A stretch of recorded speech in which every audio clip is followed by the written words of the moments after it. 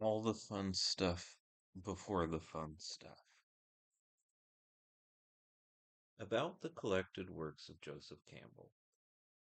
At his death in 1987, Joseph Campbell left a significant body of published work that explored his lifelong passion, the complex of universal myths and symbols that he called mankind's one great story.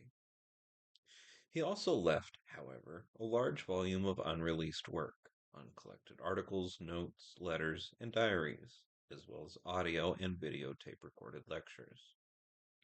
The Joseph Campbell Foundation was founded in 1991 to preserve, protect, and perpetuate Campbell's work.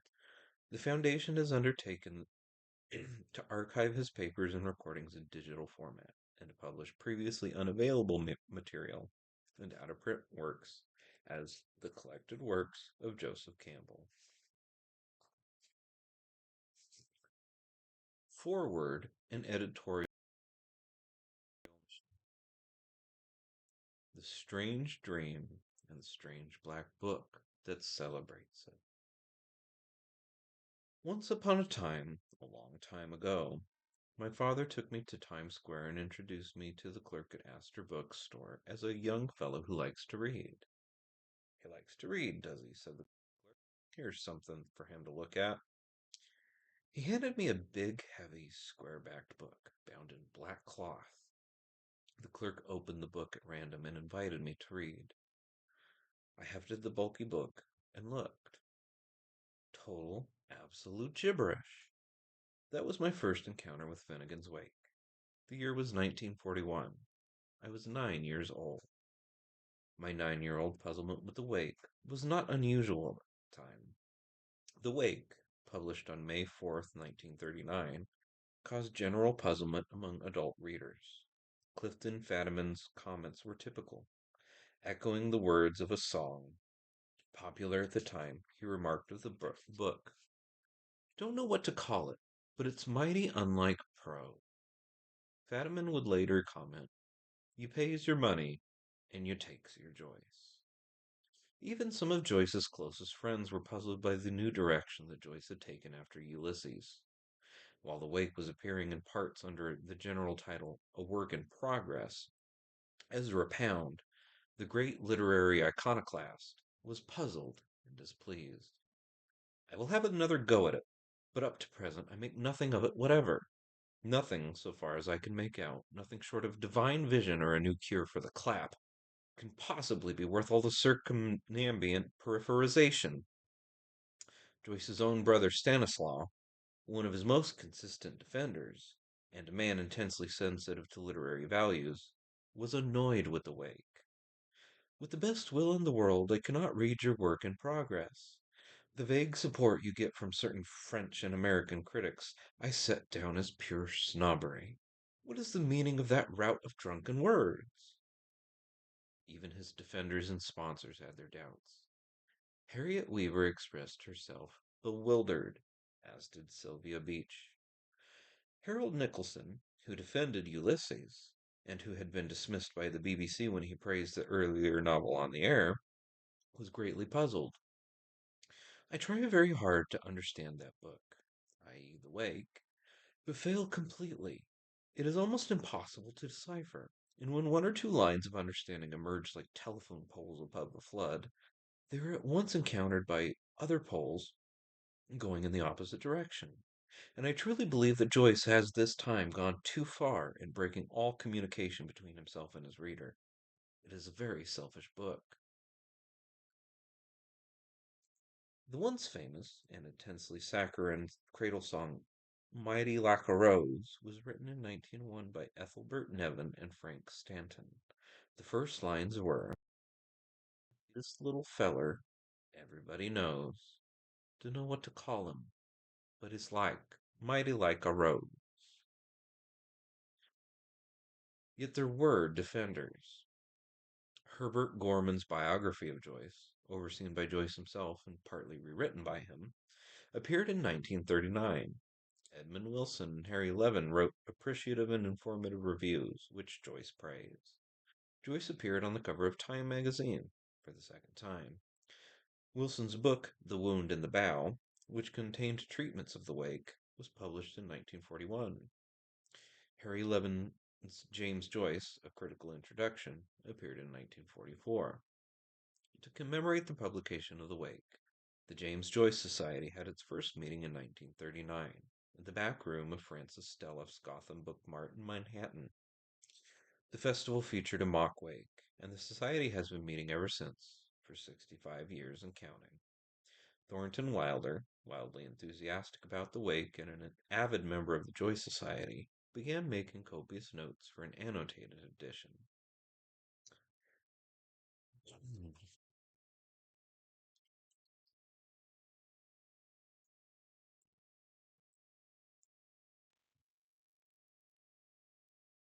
It was Wilder's enthusiasm for the wake that indirectly brought about the creation of the Skeleton Key.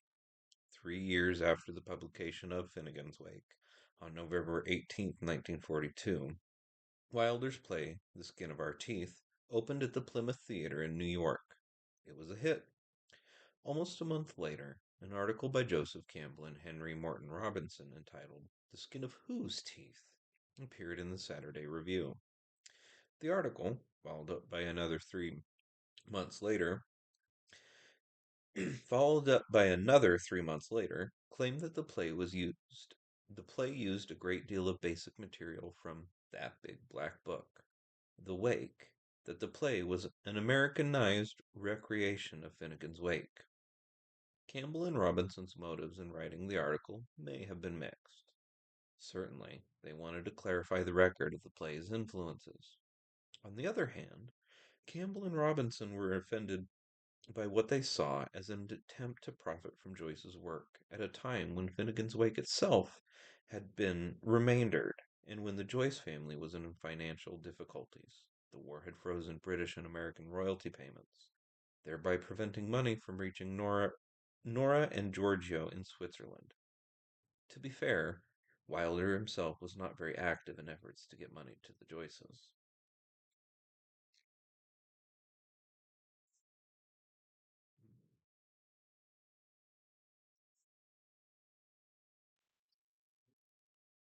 The articles emphasized the injustice of the whole affair.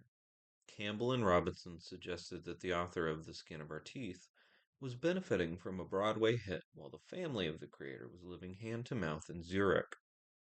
A calm examination of the issue reveals that there is not much in the Wilder play that owes its derivation to the wake.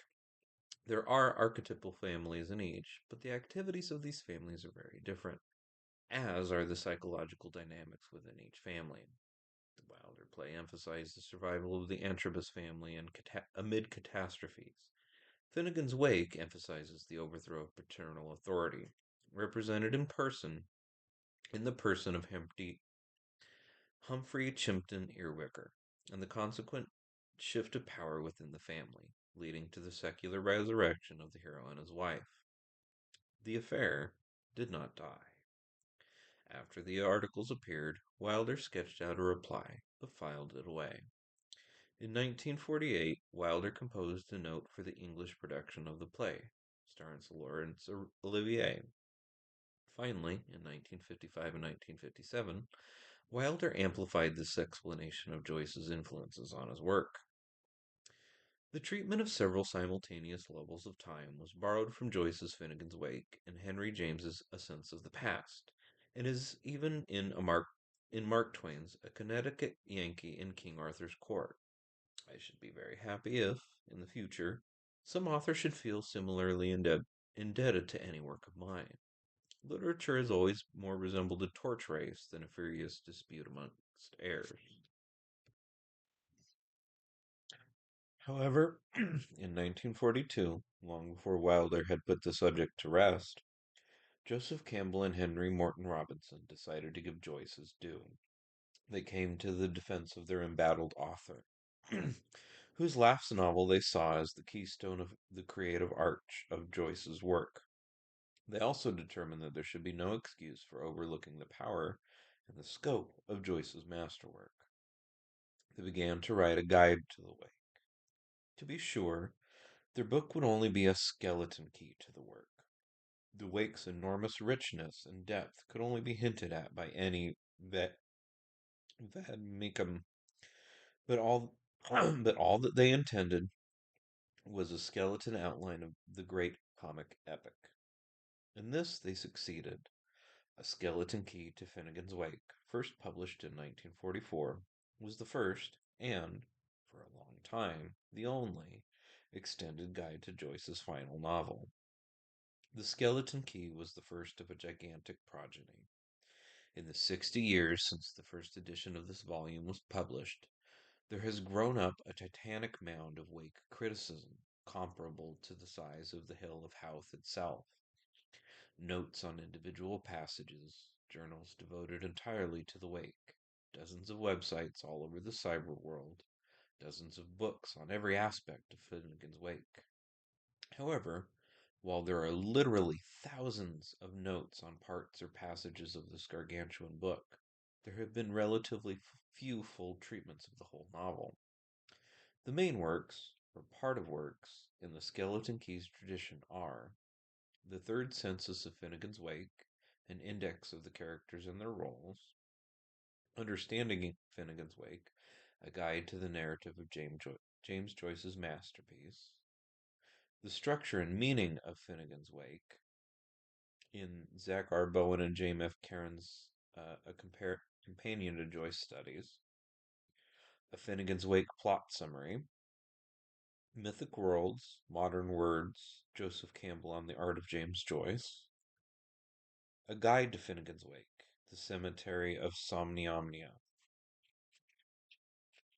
However, behind all these works, behind the gigantic mound of Wake commentary, lurks the skeleton first delicately articulated by Campbell and Robinson 5 years after the appearance of Joyce's book on Dublin's giant, Finnegan's Wake. Editorial note. I have silently corrected a number of errors in the printed text of the 1961 edition, which is the source of this present volume. Most of these errors are obvious. On one or two of them, I have had to engage in gentle conjecture. In addition, I have inserted a number of editorial additions to the text, reflecting the evolution of critical opinion on the Wake since The Skeleton Key was republished in 1961. These editorial comments are preceded and succeeded by double square brackets and signed ELE. I had to use double brackets since Campbell and Robinson used single brackets for their own interpolations. A typical note would read, "This is an editorial note, ELE." In addition, in accordance with the style of the collected works of Joseph Campbell series, spelling of some words has been changed to reflect more accepted modern usage, e.g., Krishna, Shiva, Kabbalah, Vishnu. These changes have been made in the footnotes, endnotes, and in Campbell and Robinson's comments and interpolations only. Joyce's spellings have, of course, been left unchanged. Also, in accordance with the collected work style, a number of footnotes has been transformed into endnotes. Typically, there are references to external sources, as opposed to editorial comments on the sides, which have been left as footnotes.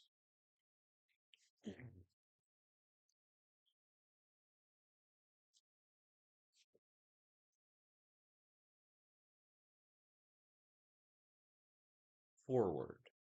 5 years ago, James Joyce released for publication the great manuscript of Finnegan's Wake, on which he had labored a third of his life. Apart from some penetrating critiques by a handful of reviewers, and the enthusiasm of the faithful few who had long awaited the work, the public reception was one of massive indifference. What does it all mean? Why should we bother about a book so hard to read? Were questions quite generally asked. Even normally responsive readers dismissed the book as a perverse triumph of the unintelligible. When James Joyce suddenly died a few months later, it was freely prophesied that Finnegan's Wake would never be explained, and could look forward only to an undusted career as a piece of literary curiosa.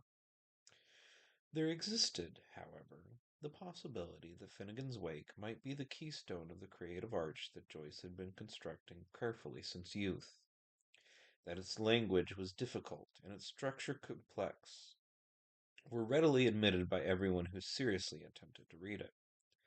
Yet sincere efforts to unravel its meaning were rewarded so generously that some readers continued to struggle for the unimaginable prize, complete understanding. Provoked by the sheer magnitude of the work, we felt that if Joyce had spent 18 years in its composition, we might profitably spend a few deciphering it. Our qualifications for this task were not such as to set us apart from the average reader of decent literacy. Although we were students of Joyce's previous work, and admirers of his genius, we had never met him or any members of his circle, nor, totally unfamiliar with Dublin, we were exceptionally prepared to recognize the thousand local references to places and persons. Our only equipment was a shelf of dictionaries, the Blue Guide to Ireland, and a general knowledge of literature and history, which widened as our task progressed. The chief contribution of the present volume is its thin line tracing of the skeletal structure of Finnegan's Wake. Here, for the first time, the complex and amazing narrative of Joyce's dream saga is laid bare. Avoiding temptations to amplify, and indicating briefly only the most important themes, we have sought to follow page by page the progress of Joyce's story. Our purpose has not been to elaborate any passage or group of images, but merely to indicate the fundamental narrative itself. We have not been entirely true to our purpose. Many passages were so charming and amusing that we could not forbear to let them contribute to the life and color of our own pages. Other passages, darker and more difficult, have been rendered more fully than the original plan required. Furthermore, from sentence to sentence, we had to select, and again select, among the crowding, curiously melting nuances of implication, precisely the one or two lines to be fixed and rendered. Wherever possible, we have clung to Joyce's own language, but in order to stress the narrative we have freely condensed, simplified, and paraphrased the heavily freighted text. No one can be more conscious than ourselves of our numberless inept decisions. Nevertheless, even through our failures, the great skeleton structure emerges, and clearly enough to disclose the majestic logic of Finnegan's Wake. If the present book does nothing else, it should make henceforth impossible the easy rejection of Joyce's work as remote from the interests and problems of the modern world. The Wake, at its lowest estimate, is a huge time capsule, a complete and permanent record of our age. If our society should go to smash tomorrow, which, as Joyce implies, it may, one could find all the pieces, together with the forces that broke them, in Finnegan's Wake. The book is a kind of terminal moraine in which lie buried all the myths, programs, slogans, hopes, prayers, tools, educational theories, and theological bric-a-brac of this past millennium. And here, too, will be found that love that reanimates the debris. Joyce's moraine is not brick dust, but humus, as he never tires of telling us. The same returns. Finnegan's Wake is above all else an essay in permanence. From its perspective, the hopeful or fearful may learn to behold, with a vast sympathy, the prodigious upsurging and dissolution of forms, the continual transvaluation of values, the inevitable ambiguities, which are the stuff of life and history. Through notes that finally become tunable to our ears, we hear James Joyce uttering his resilient, all enjoying, all animating yes, the yes of things yet to come, a yes from beyond every zone of disillusionment, such a few had the heart to utter.